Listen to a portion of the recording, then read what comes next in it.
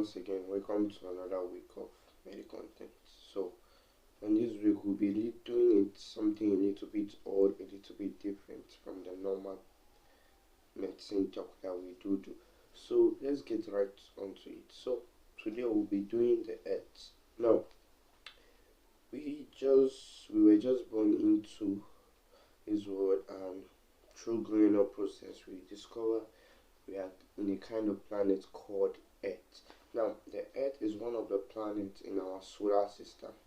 Our solar system consists of like 8 or 9 planetary bodies that are orbiting around the sun.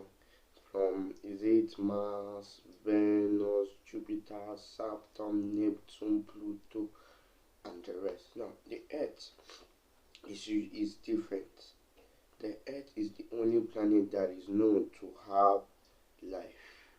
Now, I said the Earth orbits around the sun along with the other planet. Now, this Earth, I think the Earth there are 2 planets before you reach the Earth, 2 or 3 planets before you reach the Earth, because the more the Earth is closer, and the more those planets are closer to the sun, the more hot they get. Now, the sun is one of the largest stars in our solar system.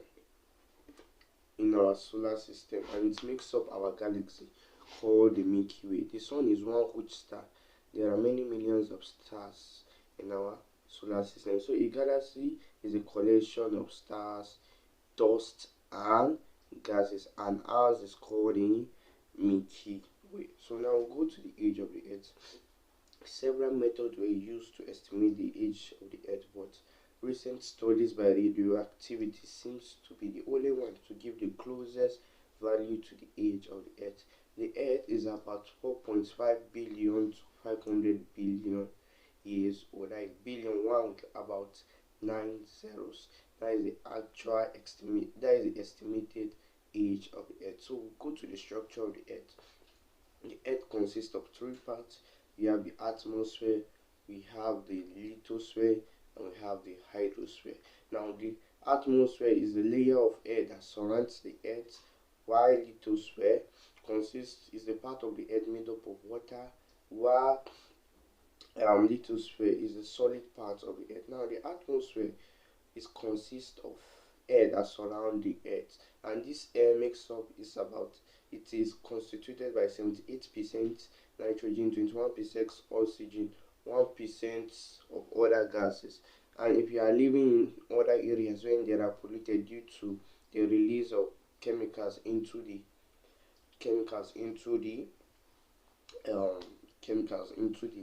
atmosphere, there are a lot of pollutant gases there. Now, the atmosphere extends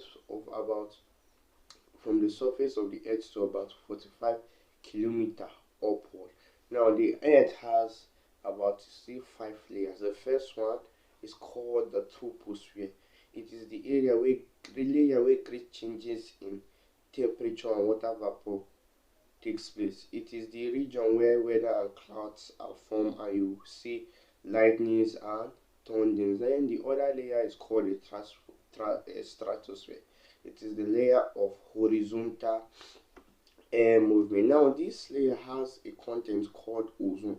Now, chemistry students will be familiar with something called ozone. Ozone is a branch of oxygen made up of 3 oxygen atoms. Now, this ozone is stored in this layer. The function of this ozone is to absorb ultraviolet rays from the sunlight to prevent them to reach the Earth, because when these rays reach the Earth, they will be harmful. But due to some gases that are released by industries, these gases go and destroy the ozone layer in some places. That's why there is increased risk of ultraviolet rays reaching the Earth due to some chemicals. They are called chlorofluorocarbons. They go to destroy the ozone layer in the stratosphere. We also have another one called the mesosphere. This mesosphere is less dense than the stratosphere. And then we have the thermosphere or the ionosphere. In this layer of the atmosphere, the air is thin, and the atoms and molecules are ionized by the radiation that is gotten from the sun. Then we have the exosphere. The exosphere is the one that continues into the space. It is extremely thin. The air there is extremely thin, and it is composed of hydrogen, and it is continuous with the space. Then now the other structure of the earth. We are done with the atmosphere.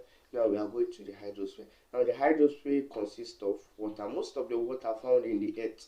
The earth is said to compose up to third of water, and most of that water is in the form of salt water, as in oceans and sea. You have heard of Pacific Ocean, Atlantic Ocean, Indian Ocean, and the rest. So these are the oceans that are in the earth. We also have fresh waters. We have fresh waters. You will see waters in the midst of land. You have heard of oases. So those are fresh water. Salt water has abundance of salt in them. Now in chemistry, when you hear the word salt, it's not like your normal salt. We have different type of salt. A salt is formed when an acid reacts with a base to form salt and water. Now we can also get water by digging underground. You know, so in rural communities in Africa, they tend to build wells, and there's something they call a borehole. They will dig water in the ground and they will fetch it, and some people will dig the well down, then they will use pipe to connect to draw water out. And we have also heard of rain formation. Now rain is majorly formed in the troposphere. It deals with water evaporating from the earth's surface to the troposphere, and when they condense they fall back as rain. So the